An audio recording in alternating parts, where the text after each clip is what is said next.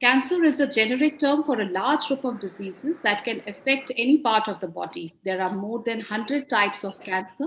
According to WHO, cancer is the second leading cause of death globally and was responsible for an estimated 9.6 million deaths in 2018. Globally, about 1 in 6 deaths is due to cancer. Now, in this, between 30 to 50% of cancers can be currently prevented by avoiding risk factors or by going for early screening and detections and implementing existing evidence based prevention strategies. At Medicircle, we are conducting an exclusive interview series on the occasion of World Cancer Day, showcasing eminent oncologists and social workers and bureaucrats over a discussion to bring awareness about cancer, its treatments, and myths related to it. So, in the passing years, Dr. Gauri Shankar, there has been an increase in the number of cancer cases. Like according to a study in India, with a population of 1.35 billion, witnessed as many as 1.16 million new cancer cases and 7,84,800 cancer deaths in 2018. So, what are the reasons and how can they be controlled? Okay. To start with, let me start off by saying, yes, we are getting much higher numbers of cancers, which are rising. Unlike in the West, where some cancers are dropping, we still have not come to that case, because we are rising. There are two reasons for it. One could be that we are detecting more cancers.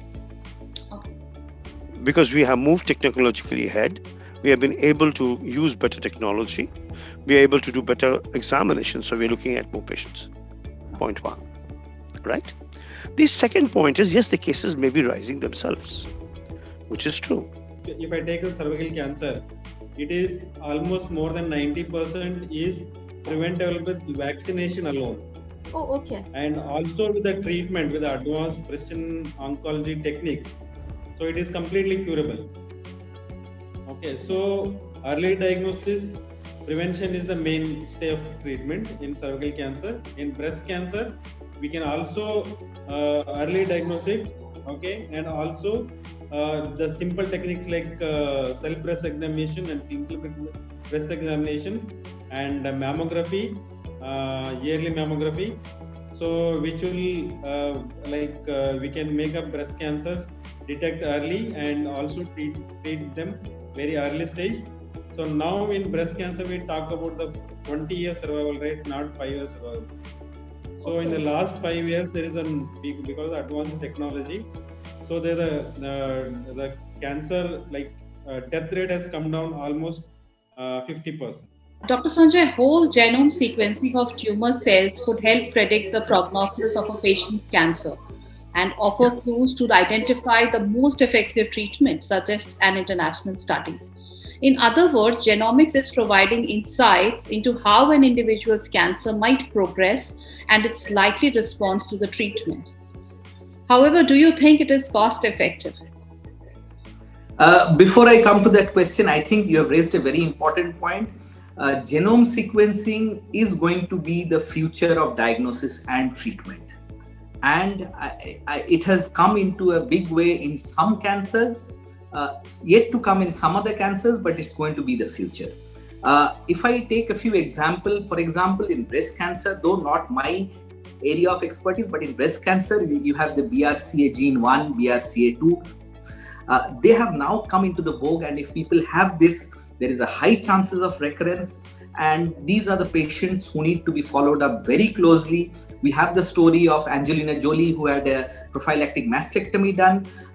That may be a bit too far-fetched, but still patients need to be followed up. Now we come to the breast cancer. Now when we go for the cancer awareness lectures, we tell them about the risk factors of getting cancer, because some of the breast cancers are genetic.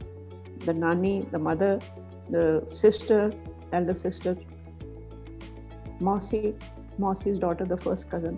If any one of them have cancer, then they have to be more careful, and we teach them self-breast examination. By doing self-breast examination, 10% of the women can detect cancer. They can suspect cancer. They cannot detect it, they can suspect it. And when they come to us with a lump, we confirm it whether it is cancer or not cancer, because some of the lumps can be pre-cancer, benign also. Time that we educate our younger generation that no, you are not safe. If you are smoking, you are going to get cancer in the times to come. And maybe these youth are, again, they are attracted towards glorification. For example, going to the hookah bars. I've seen people smoking openly in maybe functions. You get hookahs, and even females and children, they smoke openly. So that is something. Why do you want a public display of affection towards your death? True. When we talk about death, it is a taboo, but people are still trying to display it. So we have to check it out and certainly end these myths. With the passing years, there has been an increase in the number of cancer cases. According to a study in India, with a population of 1.35 billion, witnessed as many as 1.16 million new cancer cases and 7,84,800 cancer deaths in 2018. So what are the reasons and how can they be controlled? Because we are seeing an increase in the number of cancer cases every year. I should congratulate you because you have updated with the Globocon data, because that's a very recent data, 2020, because most of our interactions we are being discussing about the Globocon 2018, the previous data. This is the very current data. We don't have a detailed statistical data on this. This is just recently published. And as you say, it is 1.3 or 13 lakhs incidents, which is dramatically increasing surge. Now, this is going to happen, bound to happen with increasing surge. Certainly, having said that, this issue needs to be cropped, but it has to be done in a more justified way.